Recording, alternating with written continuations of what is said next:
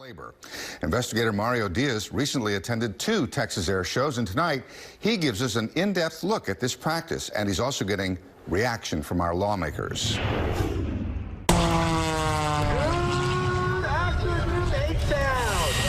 Talk to anyone at an air show.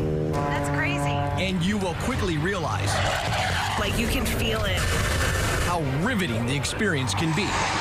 Man, I think of how terrifying it would be to be under that. There's plenty of velocity and storytelling. A lot of those fast movers saved my bacon when I was in Vietnam. All playing out under one colorful theme. Patriotism at its finest right there. The premier attraction, the U.S. Air Force Thunderbirds, or U.S. Navy Blue Angels. Symbolic for thousands as they represent the spirit of our nation. It's called freedom. It's called what we're here for. It's called being American. We believe in that beautiful, beautiful phrase that hasn't been used so much over the last 3 decades. Made in the USA. This was President Donald Trump during a speech to the National Association of Manufacturers back in September. They're giving other countries those jobs. And while the president has been critical of American companies for overseas production, Let me get the gray one. Channel 2 Investigates found extensive outsourcing of patriotism in apparel and hats. Okay, 45. At air shows in Fort Worth and at Ellington Field in Houston.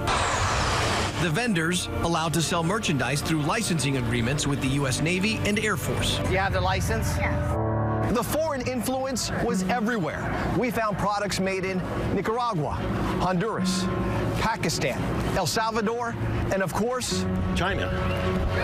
And not China, Texas, I presume. no. How does that strike you? It's pitiful. Jim Sanders served in the jungles of Vietnam. From Dong Han North. As a veteran, he has one message to the Navy and Air Force. I think they need more oversight. Sanders is not alone. It's crazy. Diane Cooney has been an official vendor at air shows for the last 31 years. None of the shirts are made in the USA. She says it comes down to cost. And price points really are pretty high.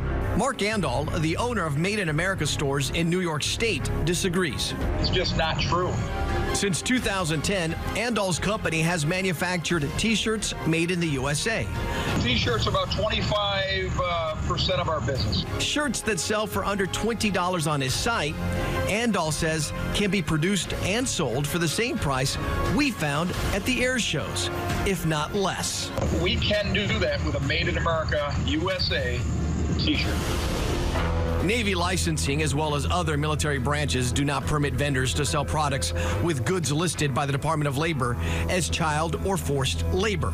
2X, 1X. Channel 2 Investigates uncovered one vendor selling Blue Angels hoodies made in Pakistan with Pakistani cotton. That cotton is classified by the DOL as a good produced through forced labor, which means these hoodies should have never landed at an air show. That's probably the problem. It's just not enforced. Should it be?